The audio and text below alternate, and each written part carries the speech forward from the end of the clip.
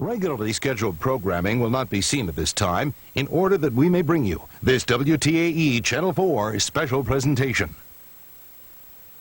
Hi,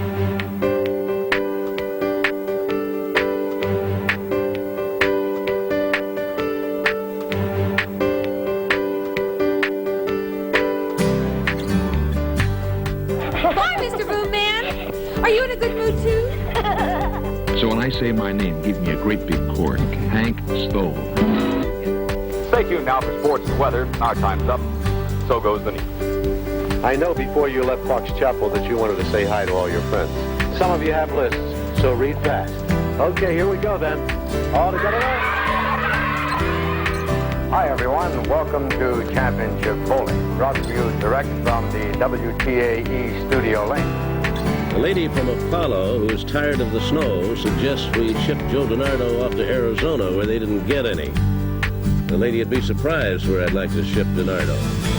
Your lead-ins are just about like the weather lately. Stagnant. Yeah. But before we do anything, we ought to pause and update the news and back to the studio for that. It's the New England Pat's turn to be placed under the microscope, so let's examine them for clues to Sunday's games. This is precious. The best test for doneness is to rock them in the bowl. If they slide in the bowl, they're not done. If they are done, you should be able to do this.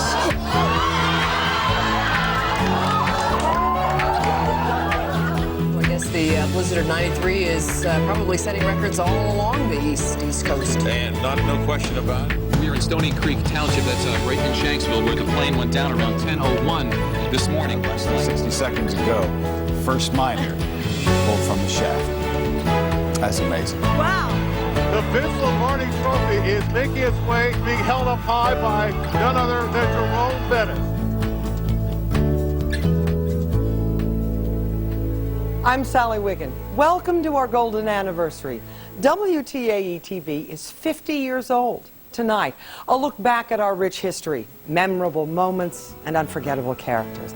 Plus, some things that happened behind the scenes that you never heard about until now. It's all coming up right after this. WTAE Channel 4, Pittsburgh's first station in high-definition programming. Now, coming this fall, Channel 4 Action News in HD. To Paul Shannon, a great guy from the people of Pittsburgh, and I was delighted to sign it. And if you turn it over, on the reverse side, inside there is a gold key. Oh, gee, that's great. That's the first time I ever had a key to my own city. 50 years ago, Pittsburgh had just 2 television stations. No cable, no internet, very few choices for viewers. So adding a 3rd station to the market was a very big deal indeed. Channel 4, WTAE, Pittsburgh. WTAE-TV first hit the Pittsburgh airways on September 14, 1958. Franklin Snyder, the first general manager.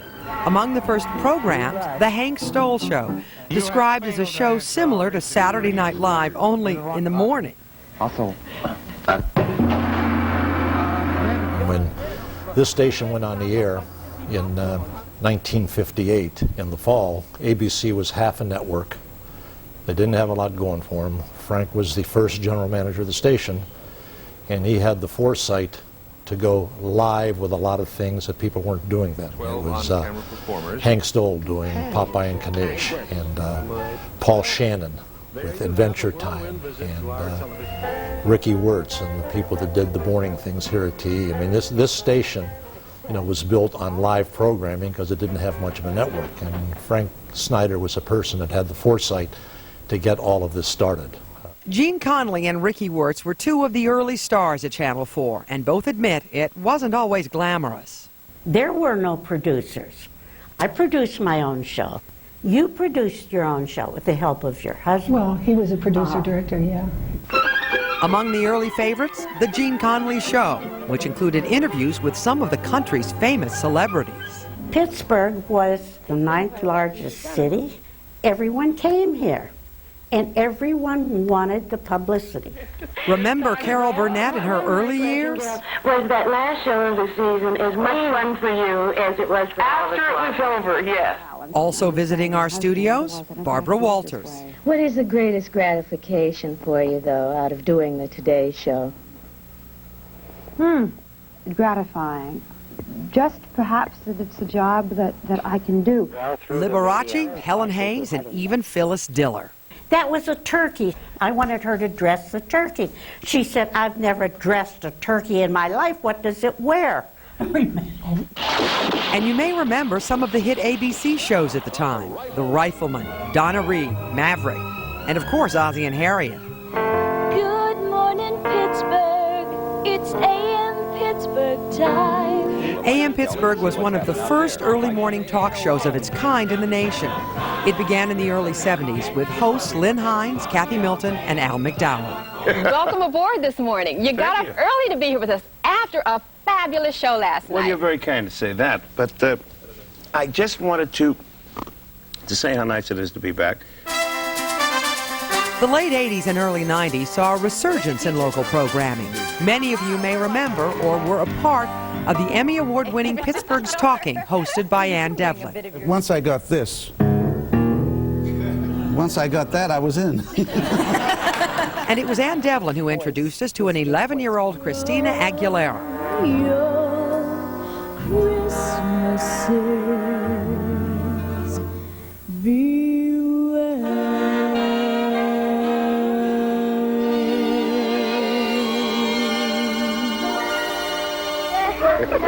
Are you ready? Okay, some of you have lists, so read fast. WTAE Channel 4 also has a strong history of children's programming.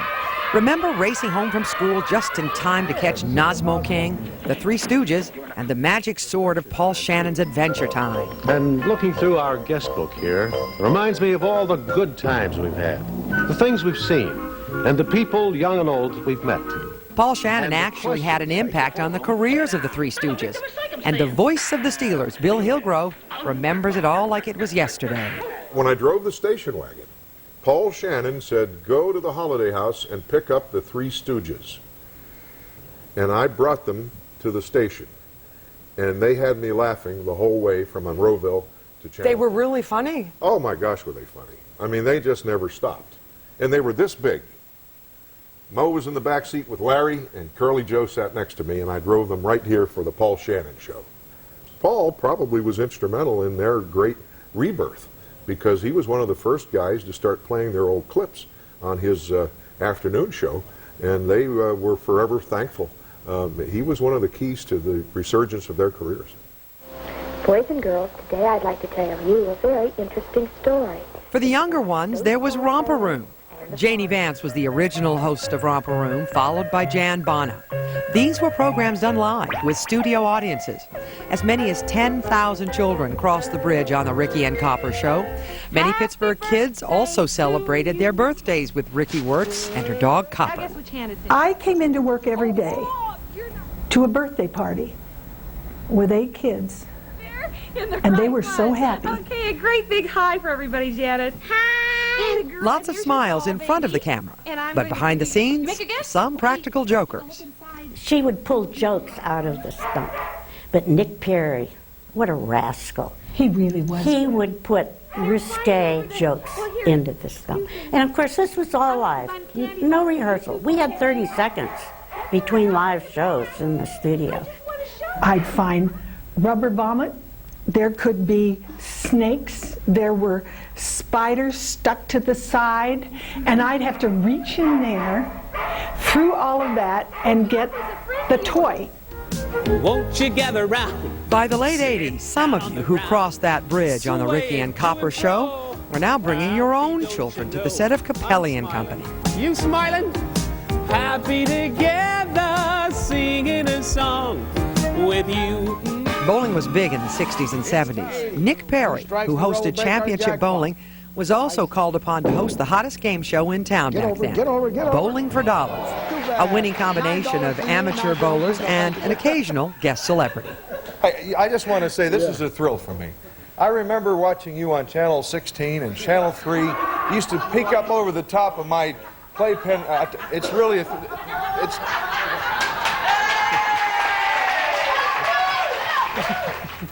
A thrill for all of us, Billy. Up next, one of WTAE-TV's most enduring personalities, Myron Cope. We'll be right back. You know, rock them in the bowl. If they slide in the bowl, they're not done. If they are done, you should be able to do this.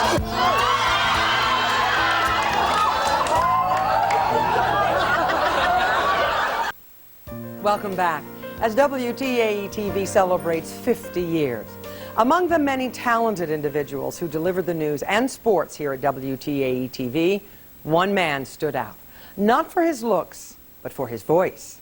And Myron Cope used that voice to weave his very special sports magic. This is precious. He was made for TV. Holy Moses. And radio.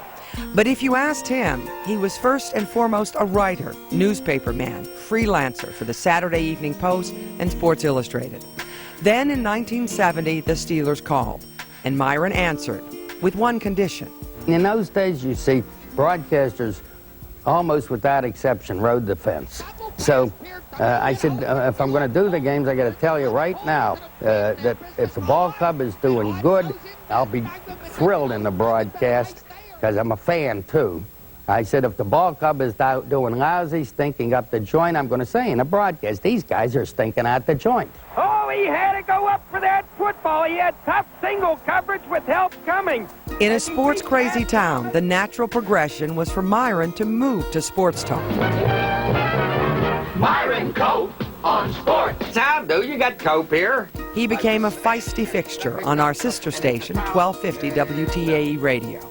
I wanted to do it just as if I were a kid again, with the other kids standing on the corner in front of the neighborhood drugstore arguing about sports.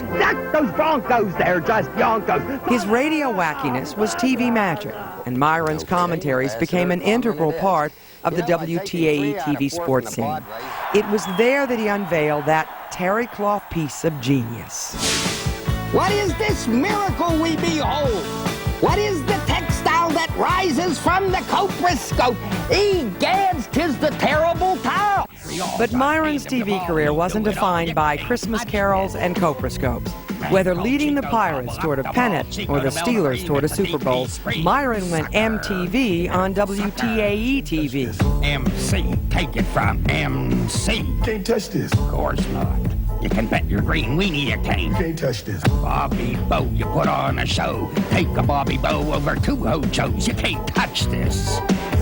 Steeler mania, there's nothing zany. Fans go bonkers, you can hear them in Yonkers. Eat your kielbasa, drink your brewski, drink the Wolsavsky, we've got the Laslavsky. Move with them, stand with them, and if they're good, they'll cover your Betsy. Jerome Bettis, he is sure the real thing, he ain't no head of lettuce. He is one tough cuss all aboard a big bus. Boy, Jerome Bettis! In December of last year, Myron told us all that he would, in fact, try and conquer them on if Oakland beat Cincinnati. And he wasn't above a stunt like this, fulfilling a bet made on the air. I'll tell you, that Monongahela, that filth in there, it's foul. So what I need to clean me off is a terrible towel. Well, we happen to have one just like that right here. Right there, a terrible towel. King of the promos, yes. But he was a serious journalist, and as friend and fellow broadcaster Billy Hillgrove remembers, a creature of entertaining habits. Well, he'd come in and do his TV commentary, and then he had to get ready for his radio show.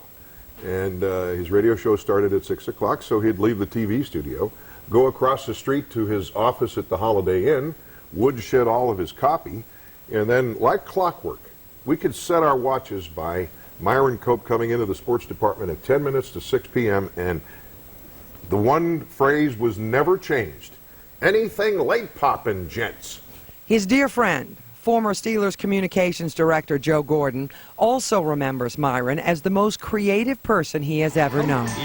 Within a matter of 10 minutes, he'd be sitting in my office on a Sunday morning before a game and get an idea. He said, you know, and he would say, wait till you see this. And in 10 minutes, he would have a little ditty written on some aspect of the game. And during those Super Bowl years, his inside information on all aspects of the game was unrivaled. He probably had more confidential information than the coaches, the Rooney, the staff, including me, because the players had such great confidence in him, and they enjoyed his company. they would socialize with them, and they knew that whatever took place at a party stayed at that party as far as Myron was concerned. Myron was just darned good at what he did. It won him a spot in the Pro Football Hall of Fame after he retired, and drew tributes from network sports commentators like the late, great Dick Schaap, who helped roast Myron back in 1993 right here in the WTAE-TV studios. Besides wanting to pay honor to Myron as a writer and wishing, like Breslin, that he would do more of it, I want to thank him very, very much for his help to me in this business, because he's the first person who gave me diction lessons for radio and television. But Myron never forgot who put him in the lofty position he held, and still holds, even in death. Cope had the ability to relate to the fans like no other broadcaster in the history of the city. And you can make that argument about Bob Prince and maybe Mike Lang with the Penguins, but nobody grabbed the fan and took him under his wing like Cope. And so therefore, he became a part of not only them, but a part of their households, a part of their everyday routines, a part of their social schedule. You know, it was all the world according to Myron. And for some of us, it still is. We do miss him so. Still ahead, the first days of WTAE News, the anchor team that put this station on the map, and some secrets revealed about what you didn't see on the air. Tell your heart, your breaky heart. The towel's coming back with miracles. The news will give him a start. He'll go crazy and fall apart and buy every other towel at the Kmart. Ronnie, you had an unusual experience with a bee on the ball at Phoenix, and I wonder if you might just elaborate a little bit on what happened there. Well, sure will, Ed. Welcome back, and thanks for joining us as WTAE celebrates 50 years. When WTAE-TV first went on the air back on September 14th, 1958, its news department was just learning its way in the broadcasting world, and to keep up, it had to learn fast. In the beginning, it was News and Views with John B. Hughes, just a daily 15-minute newscast. We wrote all of our own news. The news portion of the 15 minutes was probably only about 6 minutes. So therefore, you know, you didn't have big, long stories. You had an intro, an outro, and then a little film piece in the middle. And here is 4-Star News. You may remember 4-Star News. Dave Murray came to WTAE as our first news director and 11 p.m. anchor. Stay tuned now for sports and weather. Our time's up. So goes the news. Dave Murray was probably the most talented news person who ever walked. We talk about no teleprompters. Dave didn't need one. He would come into the studio, he would rattle off the news straight into that camera. No prompters, no notes. It was all up here. The news department quickly grew. Eleanor Shano became Pittsburgh's first female general assignments TV news reporter. News was all shot on film. You shot your story, then you had to bring it back and we would soup the film, edit the story, and there was so much less pressure on the reporters back then. Because now, I mean, you got to think on your feet. You have to write, you have to do it. You're doing live shots. Live shots, my gosh, we never even dreamed of such a thing. Marlon was given a job. In the mid-60s, you might recall the news team of Carl Ide and Ed Conway. 2 historic manuscripts and 2 treasured relics have been stolen from the Vatican Library. Also in the 60s, the switch from black and white to color television. We were told that some of us would lose our jobs because maybe we would not look so good in color. Can you believe that? For all the news, sports, and weather, it's Paul Long, Don Cannon. As the 1960s came to a close, a new news team emerged and changed the face of WTAE. A team assembled by then General Manager John G. Conomikes. And I think my biggest contribution is hiring Paul Long, Don Cannon, Joe DiNardo to come to the rebuilding of this station and news, because our news image was not very good. We didn't have a lot going. In a very short period of time, we were very, very competitive, and we're winning some of the newscasts. Over about a 4-year period, we totally transformed what was going on at the station. He asked me what ideas I had, and I said, I'd like to see your weatherman be Joe DiNardo I think he could be had now, or words to that effect. But he says, we've been talking to him. He's playing hard to get. And I gave him some more tips on how to tie the rope around DiNardo and drag him in here feet first. Don Cannon was on a UHF station in Chicago at the time. John looked at his work and he liked it, and he hired him. So we went on, I think it was the first Monday in May and of 1970. And there was a big promotional campaign along DiNardo and so forth. And I thought, man, oh man, if this doesn't work, not only am I in trouble and Long's in trouble, but what's it going to do to Carnamikes? You know, I was scared to death the first night. I said, this is a big deal. And we went on the air, and then the rest was history. History indeed. In the decade of the 70s, Long, Cannon, and DiNardo came to personify Channel 4 Action News. Paul Long was the first to be hired, a stickler for accuracy and economy of language. Paul used to like to write. He wanted to write a lot of his stories, and we got to the point we didn't want him to do that because he'd have his own feeling on how something should happen. I mean, he was a pilot, and there's a story about an airliner had this crash with this private plane. And for Paul to write the story, it looked like it was all the fault of the airliner and nothing to do with the private plane that did it. And the way the story came out was just awful. And we said, well, you know, we can't let Paul write any more stories. We'll just have him deliver it. But, and he was a great writer. President Reagan and Soviet leader Gorbachev. Adam Lynch joined WTAE in 1980, anchoring several newscasts over the years, finally making the morning show a Pittsburgh staple. When I came in, it wasn't like a stranger because they knew who I was from 15 years on the air at 11, and I had personal friendship with all of them anyway, Pap and I and Don and Joe. So they immediately treated me with, well, not just with open arms coming in, but that level of glad you're here, respect, that made me feel very good. I also had the privilege of working alongside these men. They were fabulous, brilliant men, welcoming and funny. I mean, cracking up, sometimes probably taking it too far on the air, because it's the way you would behave at a party or in the newsroom, and we just brought it onto the set. It was a grand time. It was a grand, grand time. Technology enhanced the coverage. Satellite, videotape, microwave trucks allowed for live coverage from anywhere. Channel 4 Action News is everywhere became the slogan, and news became the station's bread and butter. And all of that technology and all of our skills were tested on that awful day in September of 2001. I, for instance, was doing the most mundane thing. I was at the opening of Krispy Kreme in Cranberry Township. I would never have been here, but I had 2 boxes of donuts, and I decided I wanted to bring them to the newsroom, and then I was going to go home.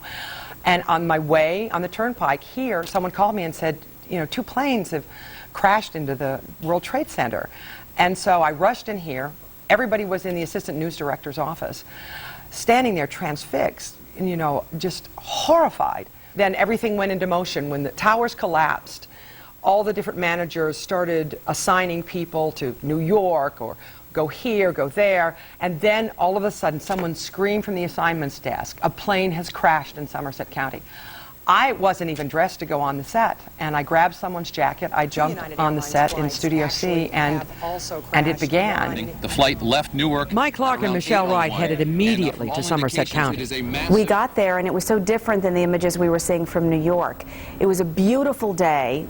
It was a beautiful cornfield. And we stood there knowing what had just happened. It was just very somber and quiet, and we were kind of numb. Our children will be studying this.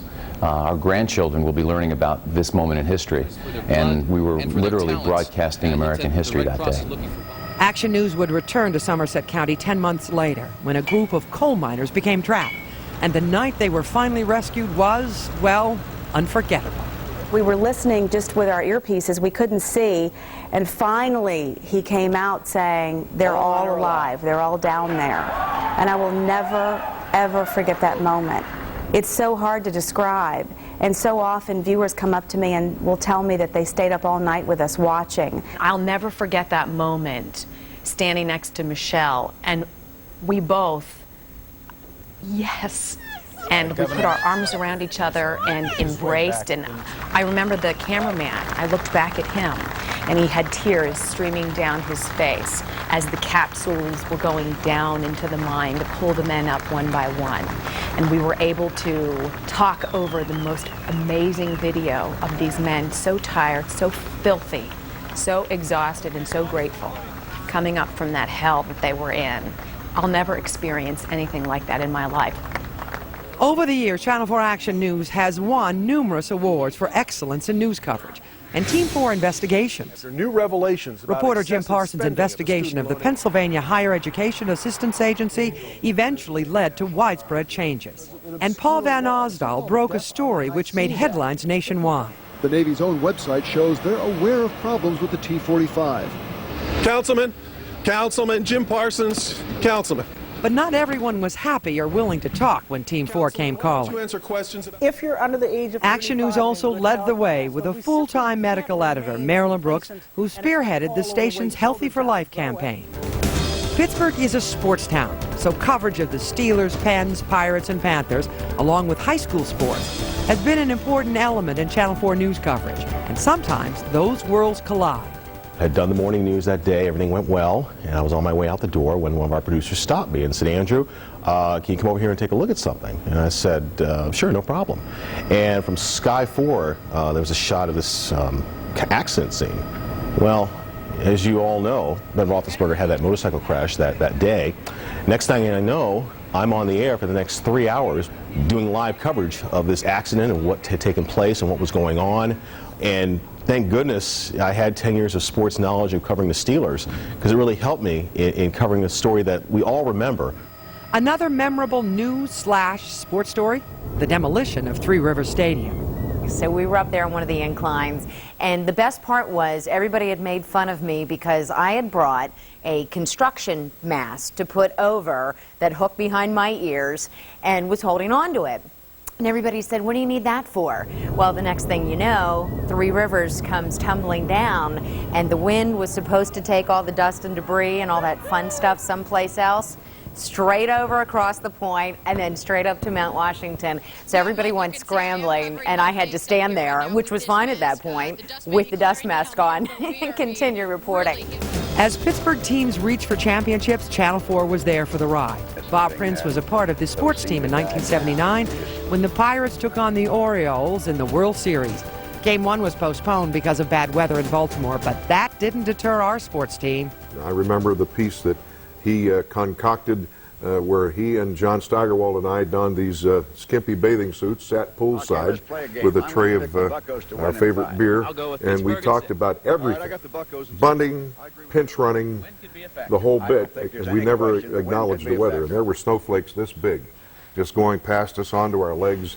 And I'll never forget leaving there. I was, pretty well padded, but those two skinny guys, they were blue by the time we finished the piece. You know why? Because I laughed at the first 2 takes. I couldn't get through a whole take without bursting out laughing. More recently, Super Bowl 40, when the Steelers finally got their one for the thumb. I remember walking through the streets of Detroit and seeing so many Steeler fans. It was like a home game. And then I remember sitting next to Sally Wiggin right before kickoff, and I kind of looked at her, and she looked at me, and we kind of said to each other, we're at the Super Bowl right now. And you watch it on television your whole life, but to actually be there and know that the winner of this game is going to be the world champions of professional football, there's no better feeling. And then I remember at the end of the game walking into the locker room, it was like no other locker room I'd been in before in my life. The celebrations were just great. Guys were coming up to me, clapping me on the back, shaking hands. And the best part actually of that entire experience wasn't even the game or the celebration at Ford Field.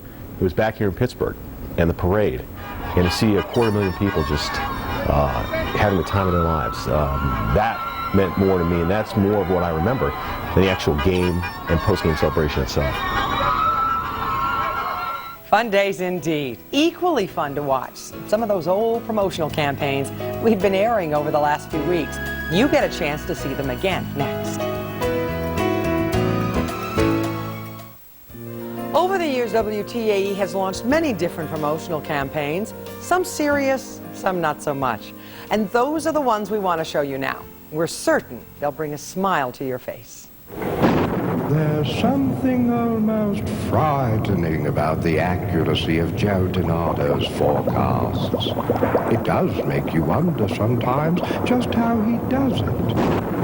But after all, Joe's secret is nothing more than being Pittsburgh's most experienced meteorologist. Thunderstorm. And that's what makes Joe DiNardo's forecasts really super. Some even say, Call me, Igor. supernatural. Look for us, we'll be there. Action News is everywhere. From the warm and friendly city, where three rivers flow and everywhere. We're always there. Action News is everywhere, everywhere. Once in a while, Morning, Paul. Hi, Don. you find a couple of guys who just naturally work well together, who complement each other in every way.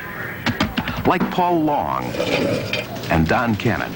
A natural sort of communication you just don't find every day. So it's no accident that more people are switching to Action News. Good evening, Paul Long and Don Cannon. Good evening, Paul. Pittsburgh's choice. Naturally. Have you ever had one of those days Hi, Don. when nothing goes right? Sometimes the most natural of partners get a little off in their timing.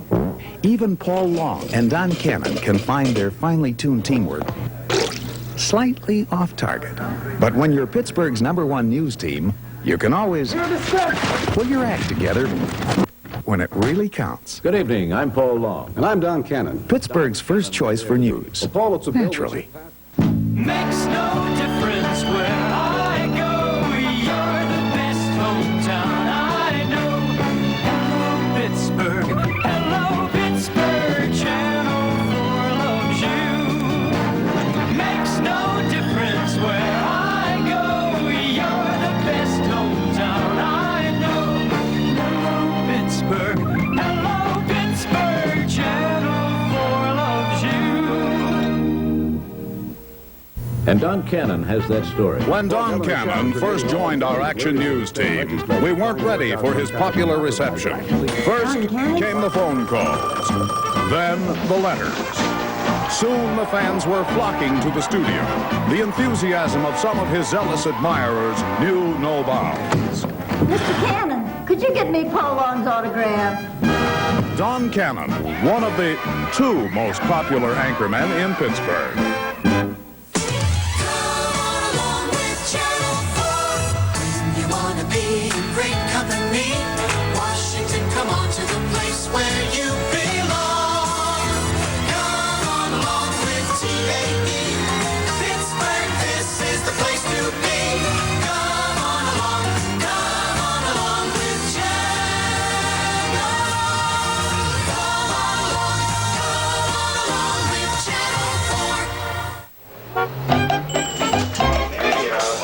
When you get that 6 o'clock hunger to know what's happening. Nice to see you. It's nice to know there's a place where you can catch up on everything. Hi. Find out what was special today and how things will turn out tomorrow. That's how it is with Action News at 6. Every night at 6, our Channel 4 news team serves up plenty of food for thought and still leaves you with a good feeling. Join us for Action News at 6. It really hits the spot.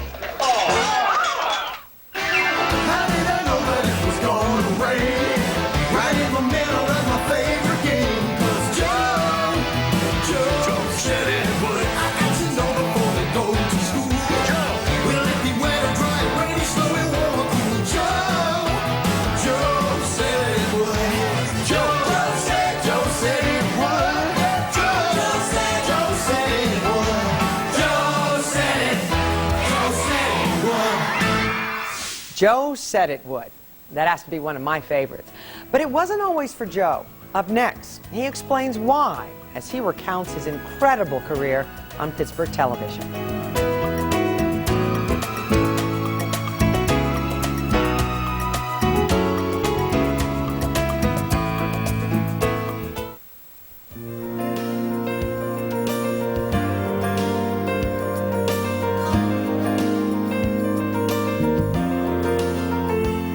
Welcome back as WTAE celebrates 50 years. This station has always prided itself on its weather coverage, and to this day, we continue to devote considerable effort and resources to bringing you the most accurate, dependable forecast. And for accuracy and dependability, you could do no better than Joe DiNardo. For Joe, it started with an interview at an airport in 1969 with the then manager of WTAE-TV. John G. Conomite. And he said, I want to talk to you. I said, fine. He said, let's meet out near the airport. He said, you know any place? I said, yeah, we'll meet at Howard Johnson's. So we met at Howard Johnson's. And we're sitting there talking, having a nice conversation, and pilots from the airport would be going by, coming in for lunch, breakfast, what have you. And they'd all stop. And they'd say, DiNardo, he says, great job, great job. He says, you're the only weather we watch. He says, you tell it like it is. He says, it's all about that. Winds aloft, the whole ball. And after a while, he looks at me and he said, I think I'm being set up. But John G. Conomikes remembers another pilot. And a pilot came in and said to Joe, he says, my God, Joe, he says, weather. He says, what kind of weather do you need to fly in? It was absolutely awful out there. And Joe said, well, for me to fly, he says, I'll tell you what I do. I said, I've got a powder blue piece of paper with a hole in the middle. And he says, and I go outside and I hold it against the sky. If it matches, I fly. If it doesn't, I don't go in the air. And I said, and you're a guy that I want to give a lot of money to come and work at Channel 4, if that's the kind of answers we get. But, you know, that was the start of it. The start of Long, DiNardo, and Cannon. John said to Paul and I, he said, we've got another anchor coming in, bright, young, energetic male. He says he's going to be here in about another month. We're going to put him on the air. And it was Don Cannon, came out of Chicago. What was your nickname for him? I called him Boom Boom. Why? Well, Cannon, I mean, you know. Oh, Boom Boom Cannon? Boom Boom Cannon. Here's kind of messed up. Yeah, it's better. Yeah, nice. It's the widest part in Allegheny County. Joe was a real jokester. He made hay with Paul's habit of leaving his keys in the ignition and moved Paul's car one night.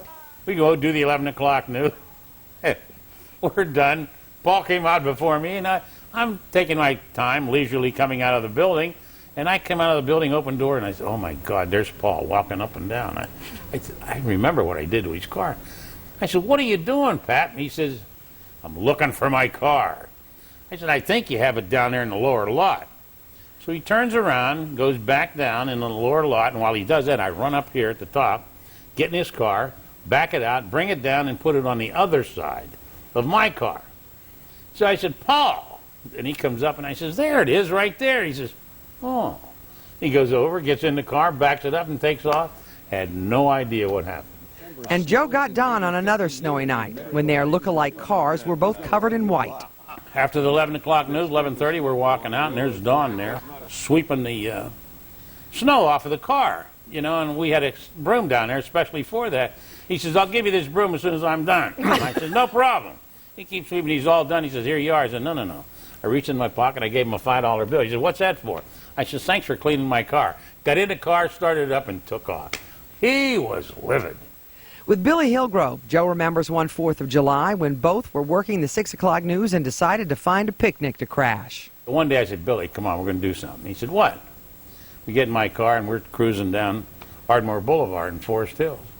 Took a right and go up on the hill there, and there's all these homes up there. And put the window down, and I said, now, Billy, if you smell something that smells really good, let me know. So we get in Joe's car. He drives down to Swissvale. We drive along. We see a tent in a yard and cars parked. We get out of the car. Hey, Joe DiNardo, Bill Hillgrove, come on! And we enjoyed a spectacular cookout. And guess what? It didn't cost us a dime. I bet it didn't. Temperature through that area. And there was another 4th of July when Joe went against his better judgment and paid for it. So I put out partly cloudy, 75 degrees. But I'm looking at this thing and I said, we'll go partly cloudy, 75. Yeah. The next day, Paul Long says to me, congratulations. I had 1.5 inches of partly cloudy land on my driveway, and we had 1.5 inches of rain that day. I'll never forget it. That was the biggest bomb I ever had, I think. They never let you forget that. Never, never. So on record, this is the most we've ever gotten. His two biggest weather stories, the blizzard of March 1993 and the floods of Ivan in September 2004. It was about noontime, and I came into the newsroom, went up to the news director. I said, we got a problem. He said, what's that? I said, you know how you always want me to go on the air? And I said, I don't have anything to say, go on early. I said, on the news. I said, well, today I've got something to say. He said, what's the matter? I said, we're going to get so much rain. We've never had this much rain before in the history of Pittsburgh. Joe said it would. The name of a promotional slogan you still hear around town. It wasn't one of Joe's favorites because it put a lot of pressure on him to not be wrong. 22 years of school visits, 500,000 children touched. And he was the face of Project Bundle Up, with thousands of needy people getting warm winter clothes. A job well done, but more than a job for Joe. This is the next best thing to my family, is the family I had here, the work ethic that we developed, and all the people that I met here in the general public. It's just something that I'll never forget. And we'll never forget you, Joe. So what can you, the viewer, expect from WTAE in the next 50 years? We'll tell you coming up. Channel 4 Action News in high definition coming soon. On February 1st, 1999, WTAE was the first Pittsburgh station to begin broadcasting in high definition. A big change then, and even more changes are coming. Both 100% sound, both mics, go X. Probably the biggest change to take place is coming in a matter of weeks, when Channel 4 Action News switches to high definition TV. There is a difference. There's a big difference. It's almost the difference of when we went from black and white to color. Really? Because, you know, the HD sets are just coming and coming and coming and coming, and hardly anyone's buying a set now that's but it's not just an a HD picture. Set. It's the quality of the picture. I used to kid DiNardo. I said, the day we go HD, you're out of business. And they see all the pockmarks on your face. I said, you're done. You see every blemish. You take your news set here. I mean, any imperfection on that news set shows up on HD. The pictures are spectacular. Viewers have more choices than ever. So where does that leave local television? Local television news will never go away. It's the one thing that we offer that none of the cable systems can do that. The cable network can give you national news, but local news is the heartbeat of the free over-the-air broadcasters. And those that do it the best, and our broadcast group, including WTAE, has a great reputation in how we do news, are the ones that are going to make out the best going down the road. So from that point of view, you know, things look real good. And WTAE-TV President and General Manager Rick Henry says the way you get information from Channel 4 Action News will continue to evolve. We've created newscasts here for 50 years, and the form and the presentation has changed dramatically. What's happening with technology today is it's being delivered to people in so many different ways. It's true. Today, you can get our news content from Channel 4 Action News on the internet. We provide mobile service for your mobile device. You can watch weather and traffic on a 24-hour basis now. It's just marvelous. It's very, very exciting. The pictures are going to get better, the sound is going to get better, and there's going to be more local content for people. The technology is exciting, but what really, really counts is the commitment of the people who create the content. And I'm very proud of the group here at Channel 4 who, for years, has created terrific local news and strives with excellence to make it better and better every single day. So tonight, we celebrate 50 years of great TV and look ahead to 50 more with a grateful nod toward you, our viewers. Most importantly, we should thank our viewers because they've grown up together with us and they've made Channel 4 what it is today. We've always prided ourselves in listening as carefully as we can to what our viewers have to say, what they think, and we try to react to that in a positive way, and I think we have, and I think they've been a big part of making Channel 4 what it has been over the last 50 years. Thanks for joining us, and we look forward to you tuning in again tomorrow and hopefully for the next 50 years. I'm Sally Wiggin, Channel 4 Action News. Four's a poppin', four's a poppin', dial fun, dial 4. Okay, let's clean up. Let's clean up. Bye, thank you very much. See you. Hold on now. All right.